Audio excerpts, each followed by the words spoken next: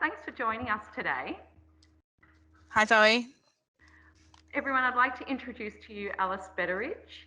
She is a Geelong High School student from class of 2002 and is now working and living in Adelaide at the University of South Australia, working in science and research. How's your work day today, Alice? It's been good so far, thanks, Zoe. So I actually work at two universities here in South Australia. So I do some work with the University of Adelaide, mostly research, and then I do some teaching work with the University of South Australia. So today I've been at the University of South Australia and I work in their UniSA College program, which is sort of a pathways program to university. So we take students who might have refugee backgrounds, who might have done like a senior college kind of year 11 and 12 and like need a little bit more help still because they're not ready for uni. Students who didn't get the kind of ATAR that they need, so they can come in and they can try again. And mature age students, so people who are making like career change moves and have never studied before. So they come, they do this pathways program, and if they get a good enough GPA, then they get sort of inserted in the degree of their choice, basically. So yeah, that's what I did today. So today I was teaching biosciences. This is our first week and our first day today. How fantastic.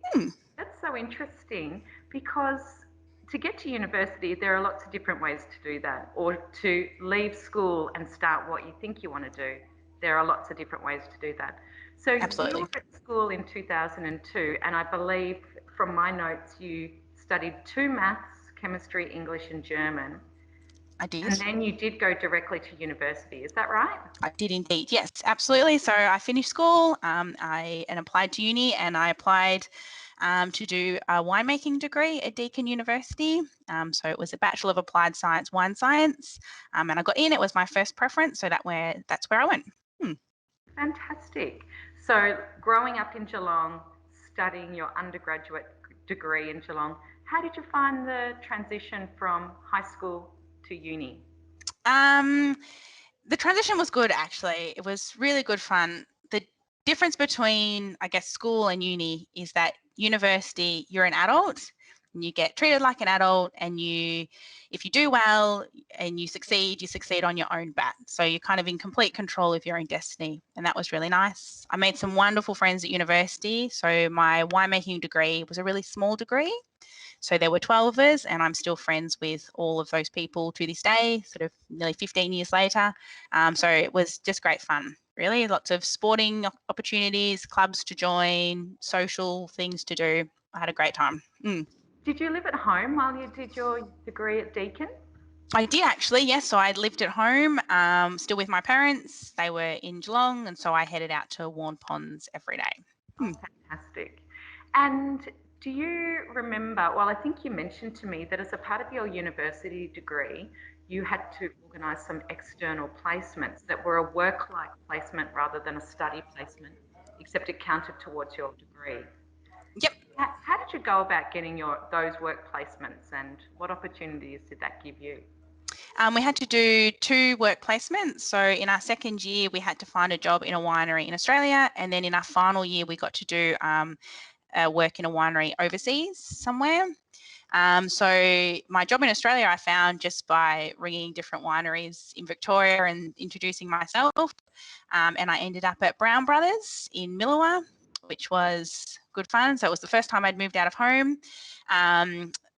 My dad was really worried about me because I moved into the caravan park at Millawa, and I lived in the Millawa caravan park.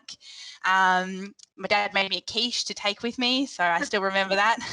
And then, yeah, so I lived in this caravan park. I started working in the vineyard at Brown Brothers. I was the only female with a whole lot of older men. So that was a very different experience for me, but it worked really well, and everyone was actually really, really nice to me. And then I worked in the winery there for about 3 months in that first term. So that was good. And then I returned to Geelong after that. And then my second placement, which I did overseas, I went to Portugal.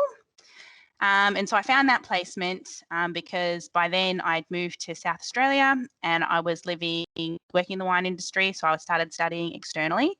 And I was living with a girl in a share house who had a friend who knew someone who worked at this winery in Portugal. And I said, "Oh, can you let them know I'm looking for work?" And they said, "Sure." And they offered me a job. So off I went. without any Portuguese or any knowledge at all. And this no was in a day before the smartphones and the internet, and you could just get help at the drop of a hat. So that was a big experience for sure. Wow. So you actually had to show some courage at a couple of different points in your growing up journey and certainly transitioning from a student through to a worker. And listening to those hurdles, not very many people would necessarily feel confident moving into a caravan park and doing that. But I think that sounds like a fantastic challenge. It might have been a bit cold at times, I'm sure, in Miller. Yeah, it was for sure. And it's sometimes absolutely terrifying as well. Just too many scary movies. Yes. And how did you cope with going overseas immediately? I Did you think I find that coped. scary?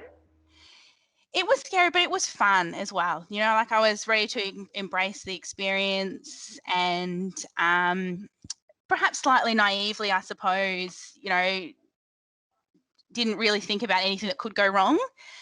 When I got there and realised I didn't speak Portuguese and no one spoke English, I realised that there had possibly been like a small oversight in my thinking about my experience.